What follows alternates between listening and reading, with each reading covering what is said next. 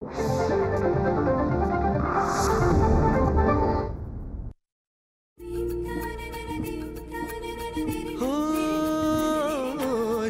स्वरांचे बनती गाणे, साजनवानंद तराणे, रसिकांची ही जुळते नाते घडते जेव्हा सुरेल गाणे. कसे हे घडते मनात येते, भेटू बोलू ऐकू तयांच्या गोष्टी गाण्यांच्या, गोष्टी गाण्यांच्या.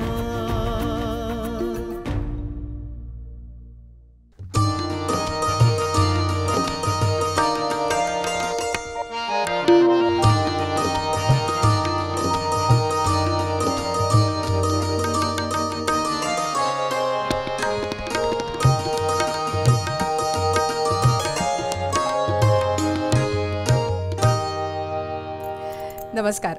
गोष्टी गाण्यांच्या कार्यक्रमात आपल्या सगळ्यांचं स्वागत आहे.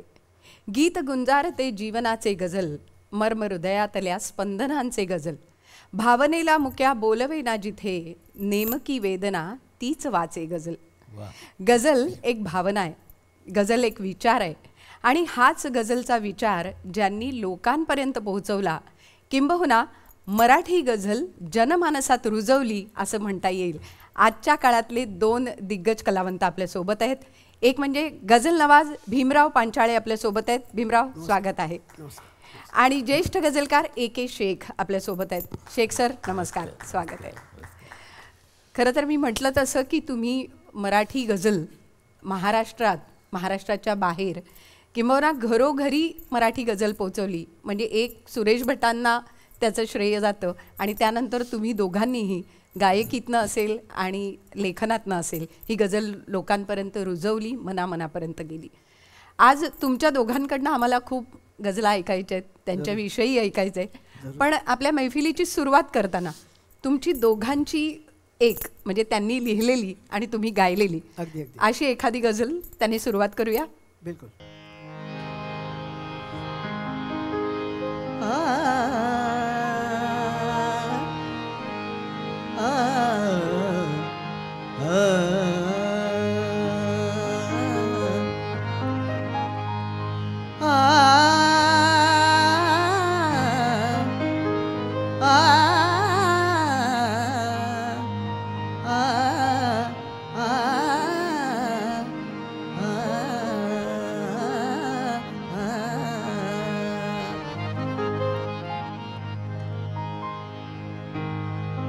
पहिला मिसरा आहे.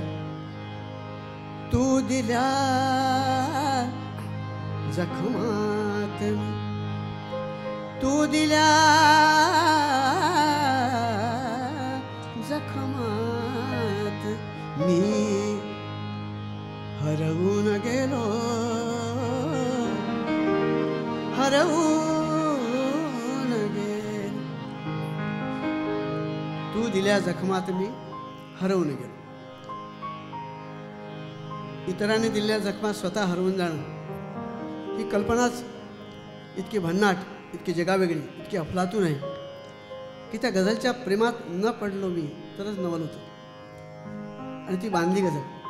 पण मी जेव्हा गझल बांधली तेव्हा मला गुरुजींनी शिकवलेली ठुमरी आठवली. आणि त्या ठुमरीच्याही ती शिकवत असताना मला माझ्या लहानपणीच्या लोकगीतांची आठवण झाली. ते मी सांगतो तुम्हाला. गुरुजी मला शिकवत होते ठुमरी पहाडी रागात. हा पहाडी राग, आणि आम्ही पहाडाचे लोक, पहाडाच्याच पायथ्याशी राहणार म्हणून आम्हाला जास्त प्रिय.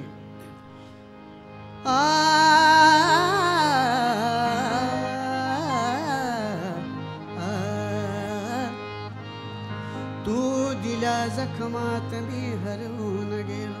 ही गझल त्याच्या मागे आली, उभी राहिली ठुमरी. तोरी बट तकत नैनहार, पाट तकत नैनहार, नैनहार, नैनहार.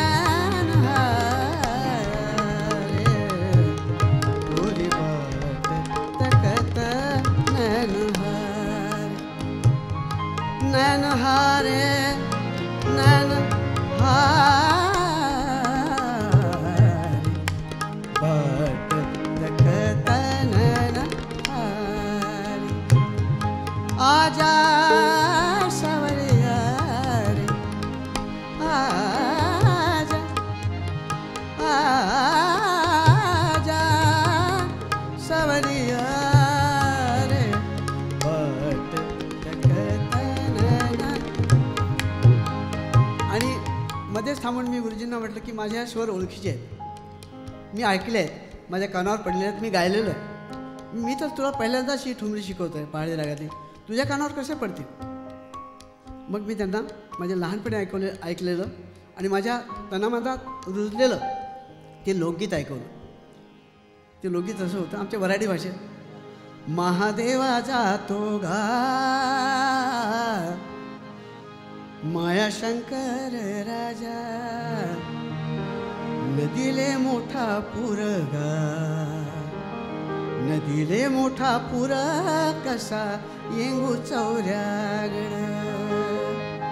अरे हो म्हणे, हा सुद्धा पहाडी रागच आहे. अशा प्रकारे गझलपर्यंतचा जो प्रवास आहे तो लोकगीत, उपशास्त्रीय संगीत आणि गझल. तू दिल्या जखमात हरवून गेलो, तू दिल्या जखमात मी हरवून गेलो, तू दिल्या जखमात.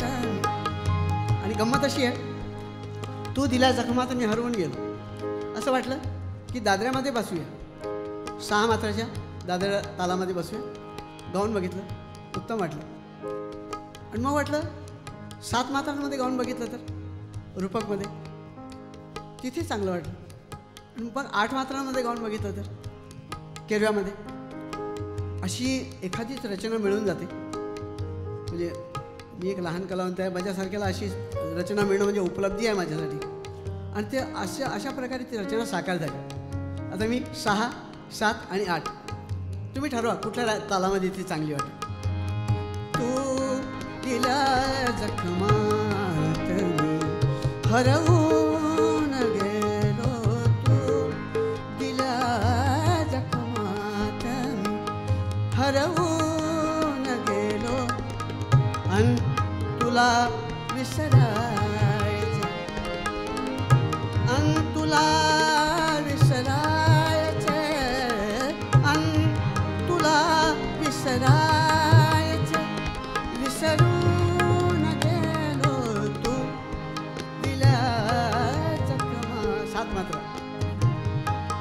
हरवून गेलो, तू दिल्या जखमात मी हरवून गेलो.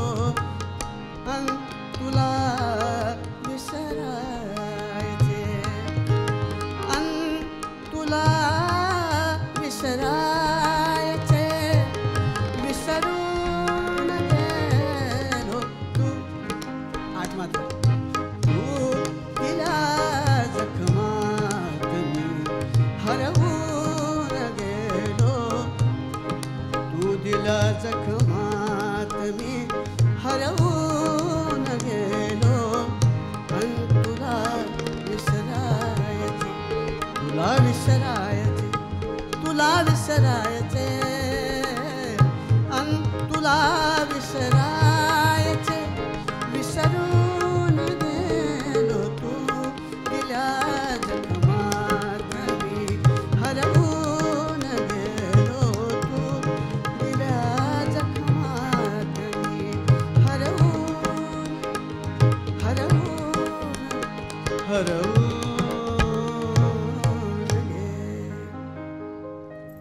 क्या बात आहे, क्या बात आहे, क्या बात आणि आहे. शुक्रिया टू शेख साहेब. अगदी. गोष्टी गाण्यांच्या. तुम्ही जो प्रयोग केलात ना, म्हणजे ह्या मात्रांमध्ये गाण्याला बसवणं, म्हणजे कोणत्याही गाण्याला बसवणं आणि विशेषतः गझल बसवणं, हा आणखी एक वेगळा प्रयोग खरं तर होता. आणि तो प्रयोग आणि खूप मनोहारी छान प्रयोग आहे, वाटला, मनाला भावणारा, अगदी ऊर्जा देणारा प्रयोग. अगदी खूप सुंदर वाटला तो. पण या सगळ्या मागे कुठेतरी प्रेरणा ही सुरेश भटांकडेच जाते पुन्हा एकदा. त्यामुळे 100% शेख, हो, त्यामुळे शेख साहेब तुम्हाला मी विचारेन की जेव्हा तुम्ही गझला लिहायला सुरुवात केली तेव्हा तो प्रेरणेचा धागा तुमच्याकडे कसा होता आणि तुमची प्रेरणा गझल लिहिण्यामागची नेमकी काय होती? नाही, आम्ही गझल शिकलो आहे सुरेश भटांकडूनच हां. असं. आणि प्रत्यक्ष तशी ओळख होण्याऐवजी दूरदर्शनचाच त्यांचा एक कार्यक्रम होता, बरं. त्यांचा खास कार्यक्रम त्यांच्या एकट्यांचा. आणि तो कार्यक्रम मी पाहिल्यानंतर मग असं वाटायला लागलं की असं सुरेश भटांसारखं असं चटकदार लिहायला आपल्याला आलं पाहिजे. रंगुनी रंगात साऱ्या रंग माझा वेगळा, खरंय. गुंतुनी गुंत्यात साऱ्या पाय माझा मोकळा, वा. असं आपल्याला लिहायला आलं पाहिजे. तसं हालते भिंतीवरी छाया तुझी, का दिवाही का जळाया लागला, वा. असं असं काहीतरी आपल्याला लिहायला आलं पाहिजे तसं. आणि मग त्यावेळी लिहून घेतले मी त्यावेळेस आणि तसं लिहायचा प्रयत्न करत गेलो असं. आणि काही लिहून झालं की सुरेश भट तेव्हा नागपूरला असायचे, त्यांना आम्ही पाठवायचं पोस्टानं, बरं. ही गझल हे बघा लिहिली असं. हां. मग त्यांची एक गझलेची 12 खडी म्हणून छोटीशी पुस्तिका होती, मग ते पाठवायचे, बरं. ही वाचा, बरं. ह्याचा अभ्यास करायचा असं. बरं. आणि मग ते गण मात्रा आणि ते सगळं वृत्त छंद काहीच कल्पना नव्हती. कारण आम्ही कविता लिहायचो, पण कवितेला हे काही छंद मात्रा यांची काही गरज नसायची, बरोबर. कविता लिहायची असं. तर मग ते त्याचा अभ्यास करायला सुरुवात केलो. मग माधवराव जुलियांचं ते छंदशास्त्राचं पुस्तक आणलं, बरं. मग त्याच्यातलं वृत्त बित्त कसे ते सगळं त्याचा अभ्यास केला. ते जे गझलेला उपयोगी पडतील अशी काही वृत्त काढली आणि मग त्याच्यात लिहायचा प्रयत्न करता करता करता ही गझल लिहिली.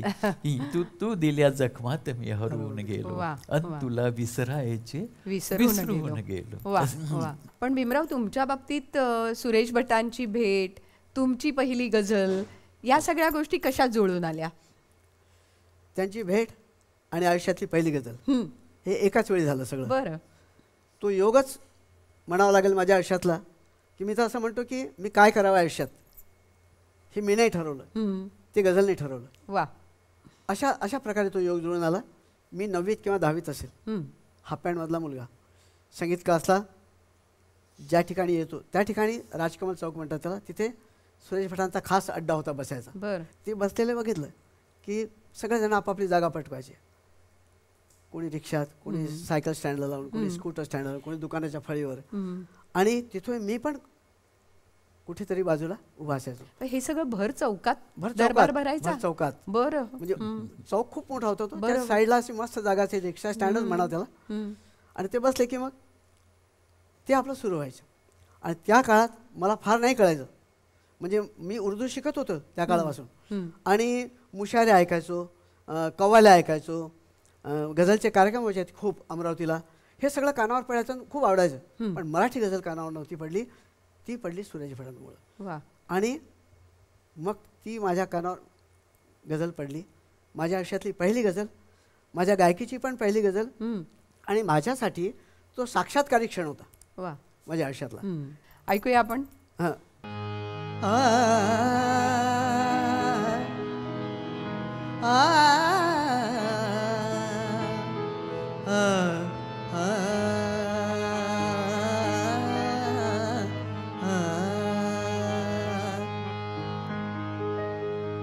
जगत मी आलो आलो असा की, जगत मी आलो असा की, मी जसा जगलोच नाही.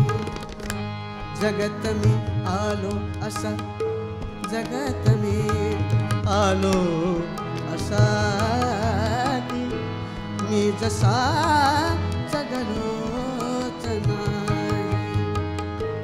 एकदा एकदा एकदा तुटलो असा की, एकदा तुटलो असा की, मग पुन्हा जुळलोच नाही. जगत मी आलो असा.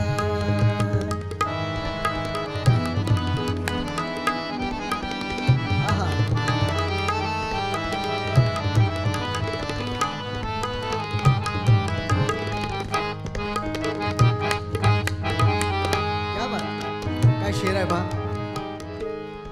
कैकदा कैफात माझ्या, कैकदा कैकदा कैफात माझ्या, कैफात माझ्या मी विजांचे घोट प्यालो. आहा, विजांचे घोट प्यालो. कैकदा विजांचे घोट प्यालो. कैकदा कैकदा विजांचे घोट प्यालो. कैफात मी विजांचे घोट प्यालो.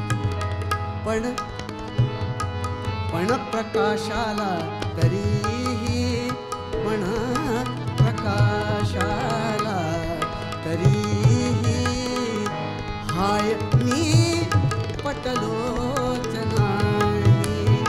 पण प्रकाशाला तरीही हाय मी पटलोच नाही. जगत मी आलो असाठी, मी जसा जगलोच नाही, जगलोच नाही, जगलोच नाही. वा वा वा वा वा. म्हणजे त्यामुळेच सुरेश भटच म्हणू शकतात की मी साळसुद सूर्यांशी केले न कधी तहनामे. हो, आता सूर्य साळसुद सूर्याशी केले न कधी तहनामे हे फक्त म्हणजे सूर्याला साळसूद म्हणणं हे फक्त भटच करू शकतात. आणि खरंच आहे, तो एक महाराष्ट्राला त्यांनी एक दिशा दिली गझलेच्या बाबतीत. पण भीमराव, तुम्ही ही गझल लोकांपर्यंत गायकीतनं पोहोचवलीत. कारण जसं म्हणजे शेख सर याच्याशी मान्य करतील की तुम्ही लिहिलीत, पण ती जर गायली गेली नाही तर ती लोकांपर्यंत पोहोचत नाही जास्त चांगल्या पद्धतीने. आणि ती सुंदर झाली.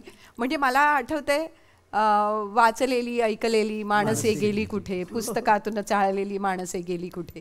आणि मग त्याला जोडून जो अंदाज आरशाचा वाटे खरा असावा, हे जे करणं आहे किंवा हा जो काही त्याच्यामध्ये एक ब्लेंड करणं ज्याला म्हणता येईल, तर ते कसं तुम्ही त्याचं केलं आणि ती कशी सुरुवात झाली? उत्तर पहिल्यांदा तू जे म्हणालीस हां की मी दुसऱ्या बाजूने विचार करतो हां की या लोकांनी, ह्या शायर लोकांनी, हां. ह्या गझलकारांनी गझलच दिली नसती मला तर मी काय केलं असतं. दोन्ही बाजूनी आहे. हो, दोन्ही बाजूने.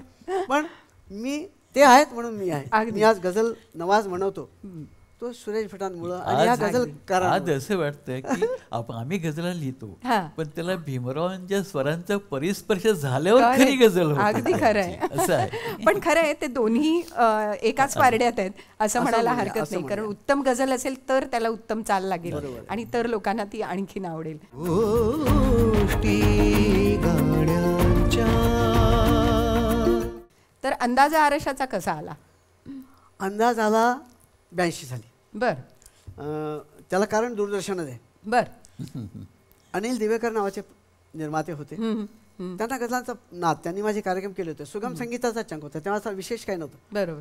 आणि सुरेश भटांसोबत त्याआधी माझा एक कार्यक्रम झाला होता, त्यात मी गायलो होतो सुरेश भटांसोबत. हम्म. तर असं ठरलं की पुण्याला भटसाहेब बसतात, तिथे जाऊया आणि कोण कोण गझल लिहितं त्यांच्या गझला मिळवूया आणि आपलं ऐकूया, त्यांचं ऐकूया, असं एक ठरलं.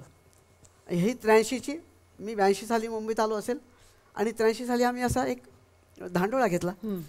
तर पुण्याला गेल्यावर संगीताबाई जोशींच्याकडे एक मैफिल झाली आणि तिथे हे सगळे मभा चव्हाण, नीता भिसे, इलाही जमादार हे सगळे जमले होते. आणि मग मी काय करतो आहे, मी गझलमध्ये वेगळा प्रयोग करू इच्छितो, माझ्या पद्धतीने मी गझल गाऊ इच्छितो, असं ऐकवलं. माझ्या गझल कंपोज केल्या होत्या, त्या ऐकवल्या आणि ते सगळं इतकं रंगलं आणि सगळ्यांनी आपापल्या गझल माझ्याकडे सोपवल्या. बरं. प्रत्येकाने कोणी 4, कोणी 5, कोणी 10 अशा गझल सोपवल्या माझ्याकडे. आणि मग त्यातली इलाही जमादारांची ही गझल मी निवडली स्वरबद्ध करायला. आणि त्या काळामध्ये दूरदर्शनला असा एक पायंडा आम्ही पाडला की ज्याच्या एकच गझलकार घ्यायचा. बर. आणि त्या गझलकाराच्या गझलचे तो गझलकार सोबत बसूया. वा, म्हणजे आजही आपण तसंच केलंय. आजही तसंच केलं आपण. आणि ते अतिशय योग्य वाटलं मला. बरोबर. की तो तो पायंडा आपण पुढे नेलेला आहे. तो गझलकार असेल सोबत, त्याला साक्षी ठेवून त्याचीच गझल पेश वा, करूया, वा. खूप मजा येईल असा तो पायंडा. आणि मग इलाही जमादारांची. आणि खरं तर ही गझल मी 40 वर्षे गातो आहे आणि मला विचारतात, मी गमतीने म्हणतो की किती दिवस गाणार ही गझल. तर म्हटलं माणसासारखं वागायला लागेल. खरंय. ही अचानक माणसांची माकडे झाली कशी, बरोबर. माणसांच्या चेहऱ्याची माणसे गेली कुठे. हा शेर जेव्हा न म्हणायची पाळी येईल तेव्हा ती गझल म्हणणं आपोआप थांबेल. बरोबर आहे. तोपर्यंत अंदाज आरशाचा बरकरार आहे, अगदी. ती गावी लागणार आहे. अगदी. कारण माणूस माणसासारखा वागत नाही. बरोबर. इतका बदलला आहे की तो तंतोतंत चेहरा दाखवणाऱ्या आरशालाही ओळखू येईनासा झाला. खरंय. इतका तो बदलला. खरंय. आणि इतकं सुंदर लिहिलंय इतकं त्यांनी. सुंदर. अंदाज आरशाचा वाटे खरा असावा, बहुतेक बहुतेक माणसाचा तो चेहरा चेहरा. असावा. बहुतेक हा शब्द वापर. बहुतेक काय बहुतेक खरंय. अशी ती गझल साकार झाली. वा. आणि त्याला एक गंमत आहे त्या गझलची बर. की जशी ती रसिकांना आवडली, मला तर आवडली. कारण मी सगळ्यात ह्या लोकांच्या गझलच्या प्रेमात आधी मीच पडतो. कधी त्यांच्या बायका मुलांनंतर प्रेमात पडतात, ती आधी मी पडतो. आणि मला आवडलेली गझल मग ती प्रस्फुटित होते माझ्या अंतःकरणातून. बरोबर. आणि मग रसिकांना आवडते. आणि या गझलच्या बाबतीत अनेक गझलांच्या बाबतीत असं झालं आहे की ती जितकी रसिकांना आवडली तितकी शायरांनाही आवडली. आणि शायरांना आवडल्यानंतर मग काय झालं की ही गझल आम्हाला आवडलेली आहे. आम्ही सुद्धा ह्या गझलच्या बॅहेरमध्ये या जमिनीवर काही शेर लिहू इच्छितो. बरं. मग कोणी 2 शेर लिहिले, कोणी 3 शेर लिहिले. आणि अशा प्रकारे अंदाज आरशाचा ही गझल एवढी विस्तार पावली. म्हणजे त्यातून वाचलेली ऐकलेली माणसे गेली कुठे हे आणि त्याच्यात आलं. ती एक गझल मी ऐकवायचं म्हणतो, हां. असं ठरवलं की मी एकच गझल ऐकवीन. तर किती वेळ जाईल त्याच्यामध्ये? कमीत कमी 1.5 तास. बापरे. इतके शेर, जवळजवळ 30 ते 35 शेर या गझलचे आहेत. म्हणजे इलाही जमादारांचे 12 शेर आणि इतर गझलकारांनी लिहिलेले इतके शेर. वा. अशी ती गझल विस्तार पावली आणि ती रसिकांच्या आणि शायरांच्या आशीर्वादाने मदतीने. वा. कवितेमध्ये कसं, आपण कवितेचं उदाहरण घेतलं समजा की एखाद्याची कल्पना दुसऱ्या कवीच्या ह्याच्यामध्ये पुसटशी जरी आली, बरोबर, तरी माझी कल्पना चोरली, माझी कविता ढापली असा ओरडा होतो. बरोबर. पण गझलच्या बाबतीत जर असं झालं की शेख साहेबांची गझल आहे आणि इलाही जमादारांनी त्याच बाहेरमध्ये आपली गझल लिहिली किंवा एखाद 2 शेर लिहिले, तर शेख साहेब काय म्हणतील? शेख साहेब हे नाही म्हणणार हां, माझी कल्पना ढापली, माझा शेर चोरला, असं नाही म्हणणार. ते काय म्हणतील की तू माझी इज्जत वाढवली, माझ्या बॅहेरमध्ये तू शेर लिहिला, तुने मेरी इज्जत अफजाई की. सन्मान झाला तो. आणि हे गझलमध्ये शक्य आहे. खरंय. असं त्या गझलच्या बाबतीत इतक्या मोठ्या प्रमाणात झालं. बरोबर. अंदाज आरशाचा, म्हणूनच अंदाज आरशाचा खोटा ठरावा असं पुढच्या काळात असं व्हावं अशी प्रार्थना करूया आणि ते ऐकूया. आणि माणसाला माणसासारखं होऊ दे. अगदी. ऐकूया. जी जी.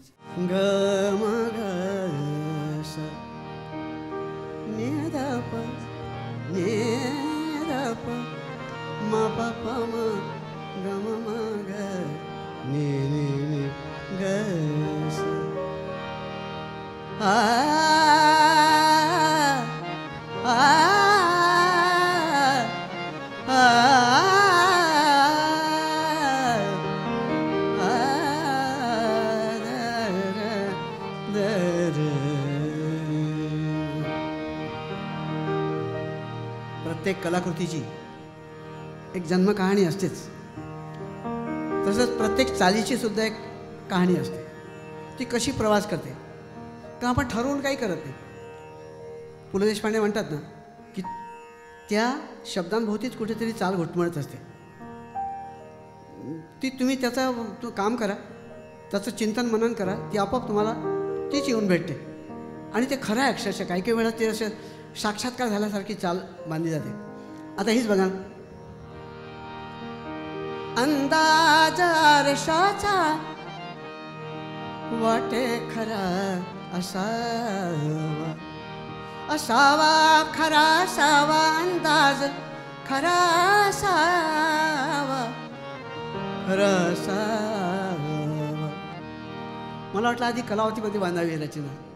सा ग प ध नि ध प ग प ग सा. आणि त्याच्यावर मश्क रियाज करत करत मग तो ऋषभ येऊन मिळाला. ग प ग रे नि सा, ग प नि ध प ग प ग रे असं मिळाला. मग तो जनसमूहिनी कडे गेला आणि मग तो तीव्र माध्यम कसा आला त्याच्यामध्ये तेच कळलं नाही. नि ध प म प म ग म ग सा, ग म प नि ध प पम प ग म प नि सा ग रे नि सा नि ध नि द पम प ग म ग स असा तो वाचस्पतीमध्ये येऊन स्थिरावला. आणि मग ही रचना असं म्हणू की वाचस्पतीमध्ये झाली. वाचलेली ऐकलेली वाचलेली ऐकलेली माणसे गेली कुठे. पुस्तकातून पाहिलेली पुस्तकातून भेटलेली माणसे गेली कुठे. रोज अत्याचार होतो रोज रोज रोज अत्याचार होतो आरशावरती आता. आरशाला भावलेली माणसे गेली कुठे गेली कुठे. इलाही लिहितात आरशाला भावलेली माणसे गेली कुठे. तिथेच बदिउजमा खावर मदतीला येतात आणि ते विचारतात ही अचानक माणसांची रचनेचा प्रवास कसा होतो बघ. ही अचानक माणसांची माकडे झाली कशी. ही अचानक माणसांची माकडे झाली कशी. माकडे झाली कशी अचानक माकडे झाली कशी. आणि मग इथं एक उर्दू शायर मदतीला येतो. कोई हिंदू कोई मुस्लिम कोई ईसाई है सबने इंसान न बनने की कसम खाई है. पुन्हा ही अचानक माणसांची माकडे झाली कशी. माणसाच्या चेहऱ्याची माणसे गेली कुठे गेली कुठे गेली. आणि मग अंदाज अंदाज आरशाचा वाटे वाटे खरा असावा.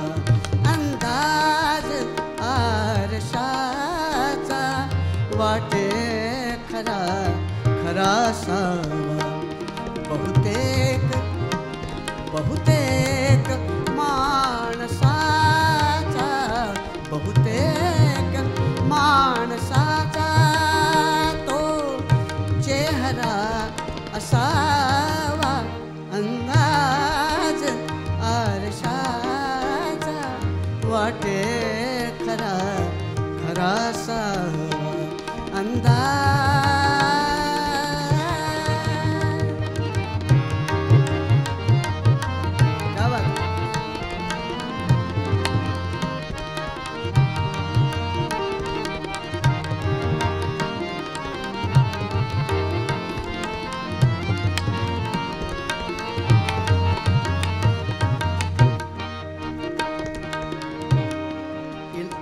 जमादारांची गझल.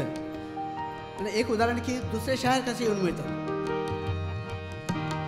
घनश्याम धेंडे पुण्याचे हजर लिहितात ते. पण त्यांनी हा शेर काय माकूल शेर दिला बघा. तोडाल वृक्ष जेव्हा अलगच विचार आहे. तोडाल वृक्ष जेव्हा ध्यानात हे असू द्या असू द्या असू द्या ध्यानात हे असू द्या.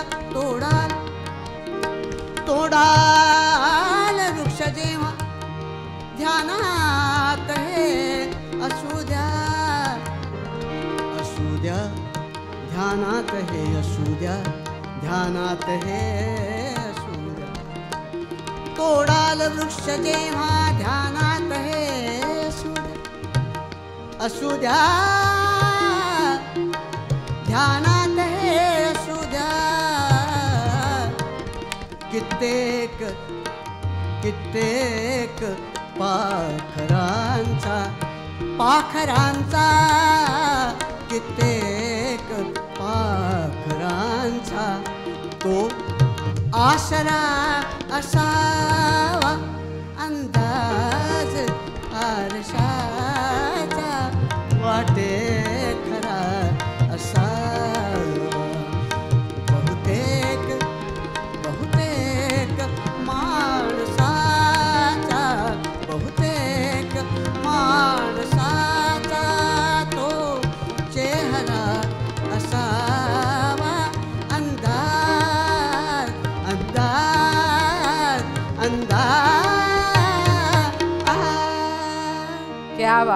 क्या बात है भीमराव, आपका अलग ही अंदाज है असं आता नक्की म्हणावंसं वाटतं. आणि हा अलग अंदाजच सगळ्यांना भावून गेला आणि रसिकांपर्यंत गझल आणि म्हणून पोहोचली. मी तरलो. गोष्टी गाण्यांच्या. शेख सर, जेव्हा अशा एखाद्या गझलमध्ये एक भाव तर असतो पण एक विचारही मांडला जातो, तर मला सुरुवातीला म्हणजे आम्हाला सुद्धा जेव्हा गझल थोडीशी लांब असते कधी कधी आणि आपण जेव्हा त्याचा अभ्यास करायला लागतो तेव्हा मग कळतं की नाही गझल थोडी वेगळी आहे. म्हणजे एक भावना, नाजूक भावना असं कुठेतरी गझलबद्दल वाटत होतं. पण या गझलमध्ये जसं वृक्षतोड याच्याबद्दलही म्हटलेलं आहे, तर ही एक भावनेबरोबर विषय मांडणं हे तुम्ही गझलमधनं कसं करता आणि ते कसं मांडता तुमच्या गझलमधनं? आता हे काही सांगता येत नाही हां. कसं मांडतो आपण, ते सुचत जातं असं. बरोबर. आणि आम्ही लिहित जातो हां, असं. हां. सुचणं महत्वाचं. बरोबर. आणि एखादी ओळ अशी सुचून जाते माणसाला, ती म्हणजे ती दैवी एखादी ओळ येते आणि मग ती डेव्हलप करता करता त्याची गझल होऊन आणि जाते. उर्दूमध्ये त्याला नाझिल होणं असं म्हणतात. हां, नाझ. ही गझल मी लिहिली नाही, हा शेर मी लिहिला नाही. ये मुझ पे नाझिल हुआ है. ओ. ते उतरला माझ्या अवकाशातून म्हणा कुठून तरी माझ्या अंतकरणात उतरला आणि मी लिहून बरोबर टाकलं. बरोबर. नाझिल होणं. असं एक्झॅक्टली. पण आपुल्याचा आसवांना पुसण्यात जन्म गेला तुमची जी गझल आहे. जसं भीमरावांनी गझल तुमच्या गायल्यात तसं मला वाटतं ही गझल आनंद गायकवाडांनी गायली आहे. हो हो. तर त्या गझलबद्दल काय सांगाल? कशी तयार झाली, काय जन्माची कथा, किंवा त्या गझलकडे बघण्याचा तुमचा दृष्टिकोन काय नेमका? कधी गझलच्या आधी कथा होते किंवा गझल झाल्यानंतर एक कथा होऊन जाते बरोबर, त्याची. बरोबर. असे होऊन बरोबर आहे. जाते असं. ही गझल झाल्यानंतर एक सखी नावाच्या माझ्या संग्रहात आली गझल असं. आणि कळव्याला हे आनंद गायकवाड राहायचे. तिथे एक पांडुरंग राजगुडे म्हणून असा होतकरू मुलगा, बरं. तो याचे हार्मोनियम वाजवायचं. आणि त्यांचं हे आनंद गायकवाडांचं घरच सगळं असं गायकीनं भरलेलं असं. बरं. ते स्वतः भावगीत गायनाचे कार्यक्रम वगैरे करायचे असं. पण आम्ही मग त्यांच्याकडे जायचो आणि बसायचो. हे पांडुरंग राजगुडे त्या गझलेचा चाली वगैरे बसवायचे. त्यांचा मुलगा प्रसाद तो तबला वाजवायचा असं.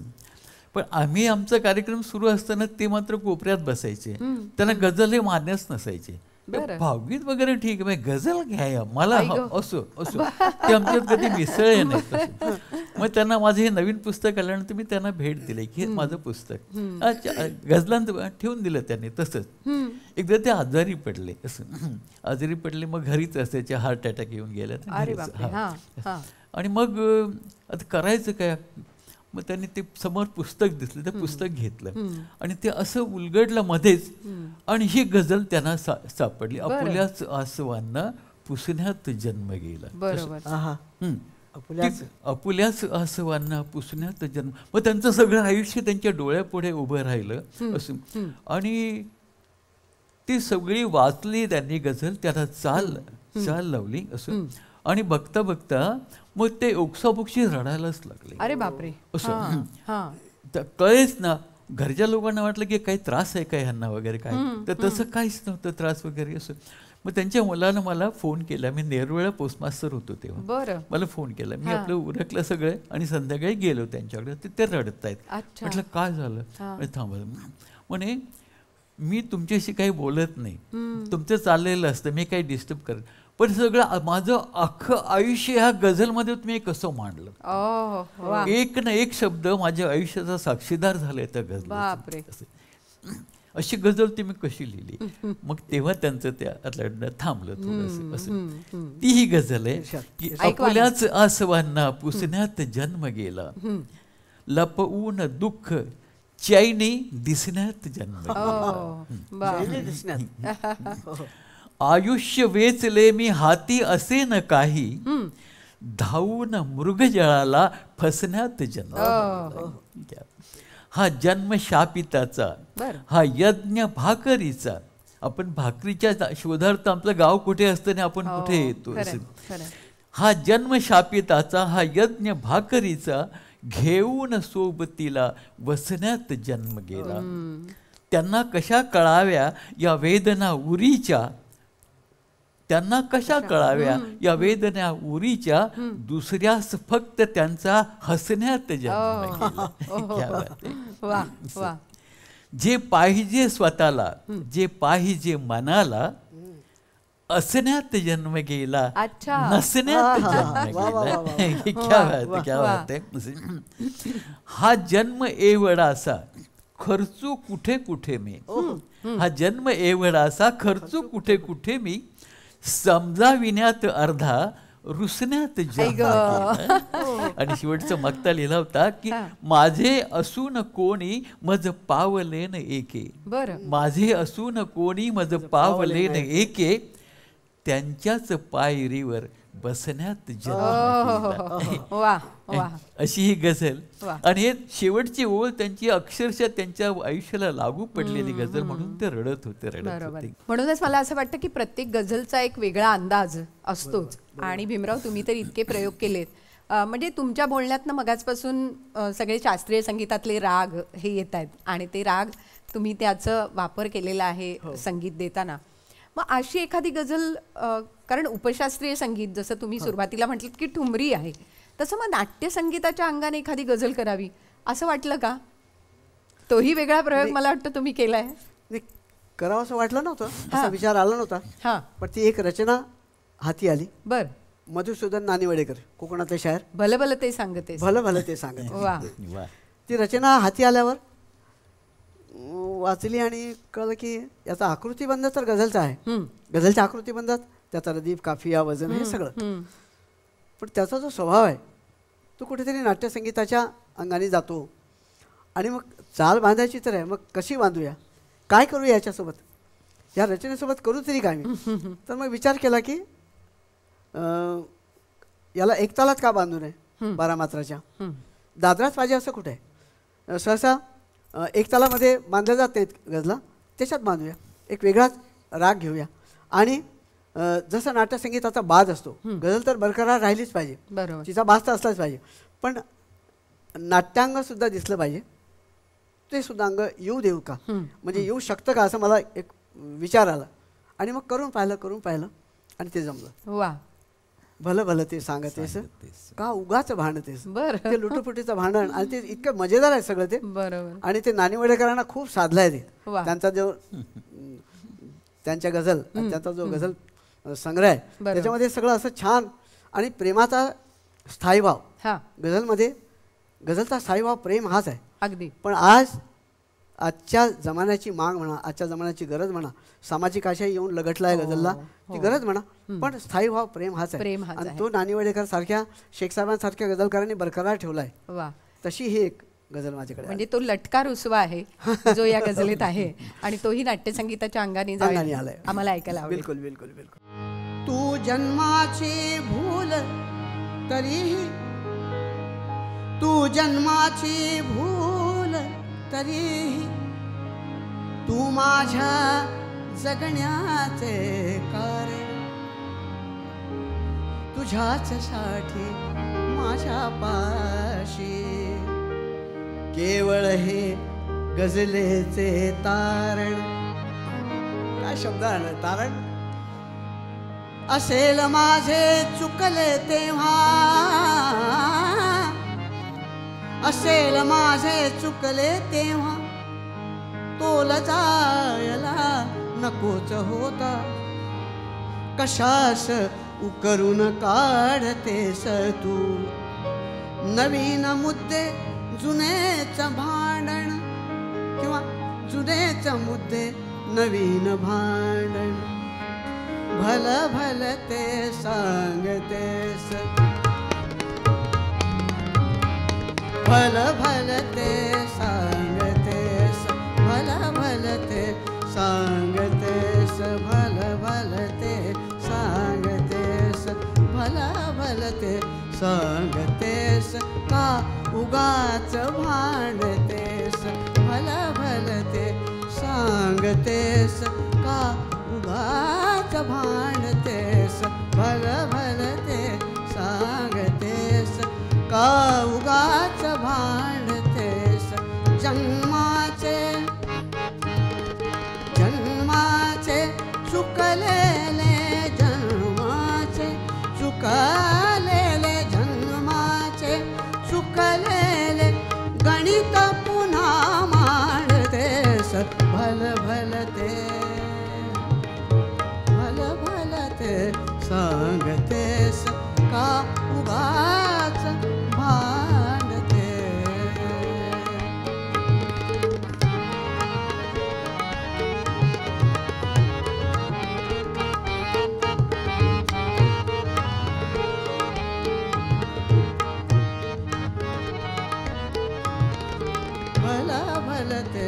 सांगतेस का उगाच भांडतेस जन्माचे चुकलेले जन्माचे चुकलेले जन्माचे चुकलेले गणित पुन्हा मांडतेस बल बलते सांगतेस का उगाच उगाच उगाच भांडते. वा वा वा. म्हणजे घरोघरी मातीच्या चुली असं म्हणता येईल. आणि तोच एक घरोघरी असलेला जो डाव रंगत असतो भांडणाचा छोटासा लुटीपुटीचा आहे तोपर्यंत मजेत आहे. आणि आमचे फरमाईश करताना हा पिठातून ओरडतात रसिक, भांडण होऊ द्या भांडण होऊ द्या. मग ही गझल गावी लागते. पण ते भांडण निवळू द्या असंही पुढे म्हणायला हवं. गोष्टी गाण्यांच्या. खरंच आहे की काही काही गोष्टी आपण मनात योजलेल्या असतात पण त्या तशाच होतात असं नाही, किंवा त्या मनात योजलेल्या घडूनही जातात. जसं शेख सर तुम्ही लिहिलंय की मनात योजलेली जी गझल आहे तुमची ती इतकी सुंदर आली आहे की त्या पद्धतीतनं ती भावना व्यक्त होत राहिली आहे त्यातनं. त्या गझलविषयी सांगा ना तुमच्या. ती गझल अशी आहे की मी योजिले मनाशी हां आणि काय होत गेलो. प्रत्येक माणूस काहीतरी विचार करत असतो, आपल्याला हे व्हायचं हे व्हायचं, तो काय होतो त्यालाच कळत नाही. असं कुठेतरी वेगळा मार्ग सापडतो आणि वेगळ्याच मार्गाने तो पुढे जात असतो. अशा अर्थाची ती गझल आहे. बरोबर. ती गझल बघा सादर करतोय मी तुम्हाला. ही गझल आपल्या मुंबई विद्यापीठाचे डॉक्टर कुणाल इंगळे बरं तेही भीमरावसारखा कार्यक्रम करतात आणि आता तेही ही गझल गातात. आणि ठाण्याला एक ललित कला मंच म्हणून एक संस्था आहे. त्या गझलनं ह्याच्यातला एक शेर आपला एक बौद्ध वाक्य म्हणून त्यांच्या लेटर हेडवर घेतल्याने ते एक तसं अशी ही गझल आहे. ही गझल रत्नागिरीला मुस्लिम मराठी साहित्य संमेलन झालं, 3रं साहित्य संमेलन, त्याचा मी अध्यक्ष होतो असं. आणि त्या ह्याच्यात एक स्पर्धा घेतली गेली, गझल स्पर्धा. गझल तेव्हा जे 92-93ची गोष्ट आहे, 94ची गोष्ट आहे असं. आणि इलाही सुद्धा तिथे आले होते. आणि स्पर्धेत सगळ्यांनी भाग घ्यायचा म्हणे, मला सुद्धा भाग घ्यायला सांगितलं तर त्यासाठी ते खास गझल लिहिली होती ही गझल असं. ती ही गझल ती गझल आहे बघा. मी योजिले मनाशी आणि काय होत गेलो. मी योजिले मनाशी आणि काय होत गेलो. नियती पुढे असा मी असहाय होत गेलो. राजा परीस सोने होता मला न आले. राजा परीस सोने होता मला न आले. मी भाकरी कोणाची अन माय होत गेलो. मी भाकरी कोणाची अन माय होत गेलो. शिखरावरी सुखाच्या जाता मला न आले. शिखरावरी सुखाच्या जाता मला न आले. खचली उमेद त्यांचे मी पाय होत गेलो. खचली उमेद त्यांचे मी पाय होत गेलो. हा शेर त्यांनी बौद्धवाक्य म्हणून आपल्या लेटर घेतलेला आहे त्या संस्थेने. ओठी तुझ्या आताशी काटे फुलू पाहती. ओठी तुझ्या आताशी काटे फुलू पाहती. ज्या बोचले ते त्यांना मी साय होत गेलो. ज्या बोचले ते त्यांना मी साय होत गेलो. आणि मागता बघा, होता मला कणाही अस्तित्व गर्व एके. एके माझे नाव. होता मला कणाही अस्तित्व गर्व एके. लढता परिस्थितीशी मी गाय होत गेलो. लढता परिस्थितीशी मी गाय होत गेलो. मी योजिले मनाशी आणि काय होत गेलो. आणि विशेष सांगायचं म्हणजे की आता खूप वर्ष माझं वय तर बरंच झालंय असं. तर मला संगीता जोशींनी बाईंनी सांगितलं होतं की तुम्ही एक काहीतरी आत्मचरित्र तुम्ही लिहा बाबा. खूप मी आत्मचरित्र हळूहळू लिहायला सुरुवात केली, झालं पूर्ण असं. आणि त्याला नाव काय द्यायचं हा प्रश्न पडला. तुमच्या एक गझलवर डॉक्टरेट करते आमच्या रोहिदास पोटे सर, त्यांनी सांगितलं ही गझल इतकी सुंदर आहे, तुमच्या आत्मचरित्राला मी योजिले मनाशी असंच नाव द्या असं. आणि त्या नावानं ते आत्मचरित्र नुकतंच प्रकाशित झालं. मला वाटतं गझल मुळा मुलापासून आणि गझलचा हा सगळा प्रवास हा तुमच्या त्या आत्मचरित्रातनं लोकांसमोर आहे, नक्कीच आहे, येईल खरंच. आणि तो नक्की प्रेरणादायक ठरेल. येणाऱ्या नवीन काळातल्या नवीन गझलकारांना नक्कीच तो उपयोगी ठरेल. पण कसं आहे ना की मी योजिले मनाशी अन काय होतं गेलो, हा प्रवास आहे जीवनाचा. आणि यश अपयश टप्पे ह्या सगळ्या गोष्टी होत राहतात. पण हारण्याचं रोज नवा एक डाव पाहिजे ना.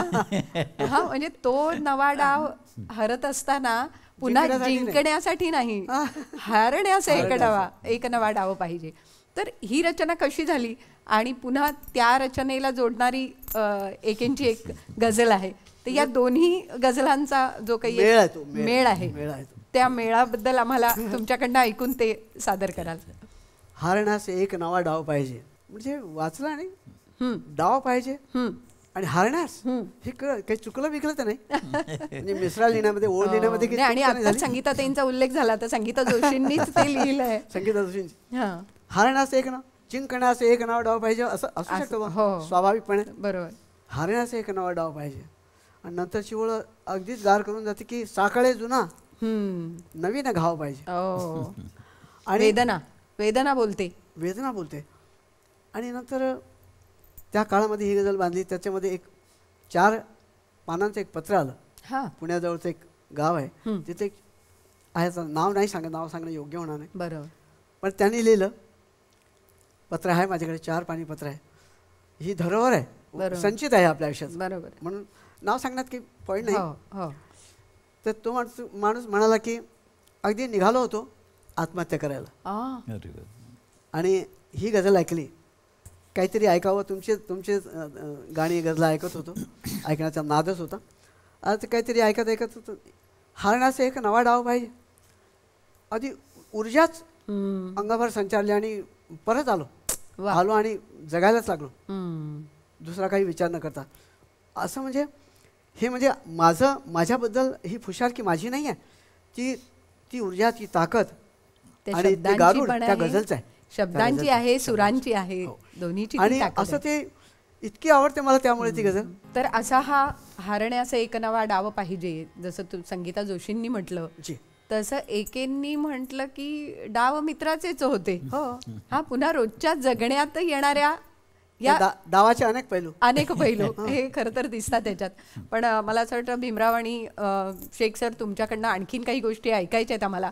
आणखी काही गझला उलगडून आम्हाला तुम्ही सांगा. पण आज वेळ इथेच थांबण्याची झालेली आहे, त्यामुळे ही शेवटची गझल ऐकून आजची मैफिल आपण इथेच थांबणार आहोत. पण उद्याच्या भागात पुन्हा एकदा या दोन्ही कलावंतांसोबत अशाच गप्पा मारणार. ऐकूया. कोणी म्हणेल की मी हरलो कसा इथे,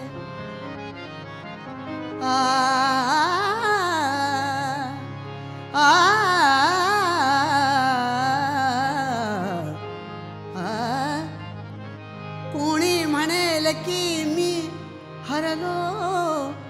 हरलो कसा इथे, तेव्हा जगास सांगा लढलो कसा इथे. मी पेटलो असा की वणवाच पेटला, मी पेटलो असा की वणवाच पेटला, आकाश फक्त जाणे विझलो कसा इथे. हारण्यास एक नवा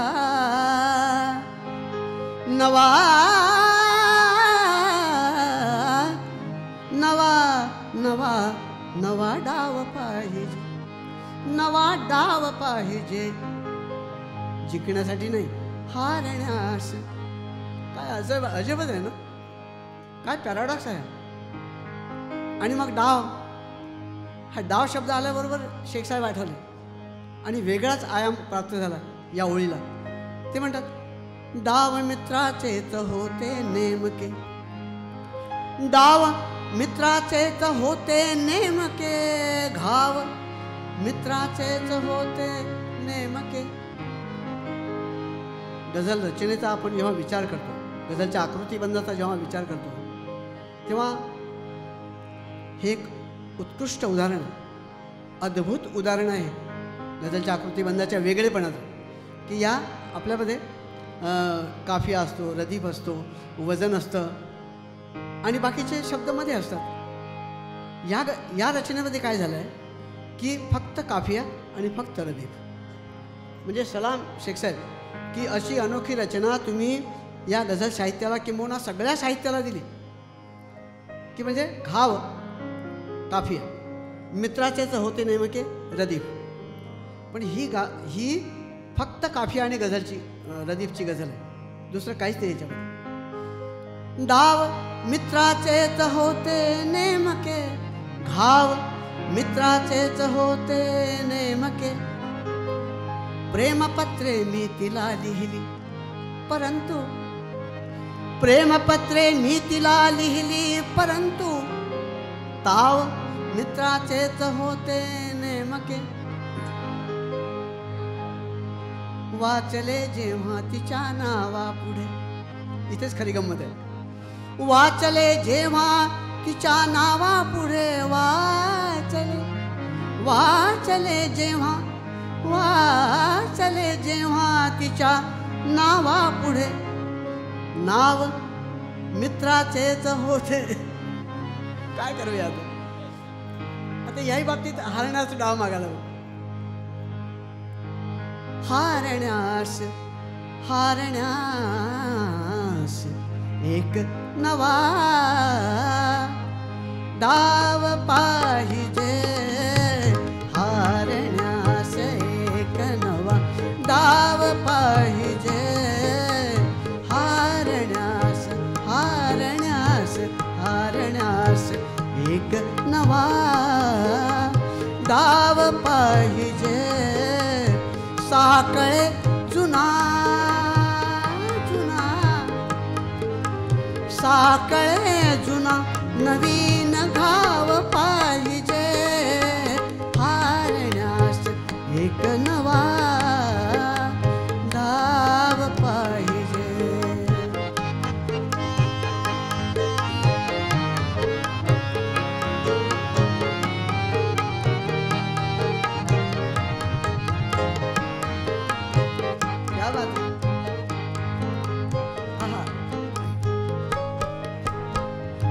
फत्तराशही फत्तराशही फुटू शकेल पालवी, फत्तराशही फुटू शकेल पालवी, फत्तराशही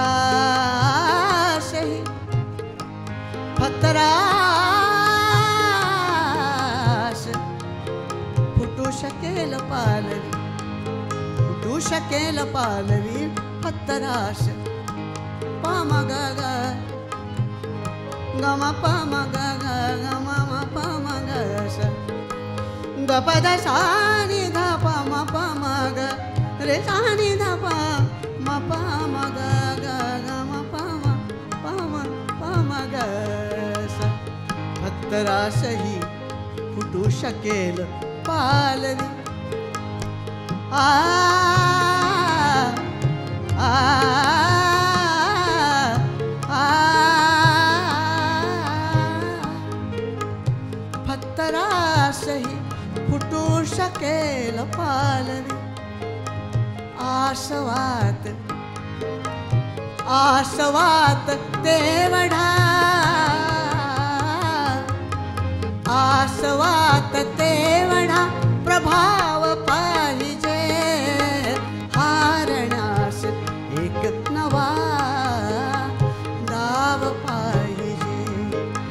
साकळे जुना जुना जुना जुना, साकळे साकळे जुना नवीन घाव पाहिजे, हारण्यास एक नवा डाव पाहिजे, डाव पाहिजे, डाव पाहिजे, डाव पाहिजे. वा वा. क्या बात.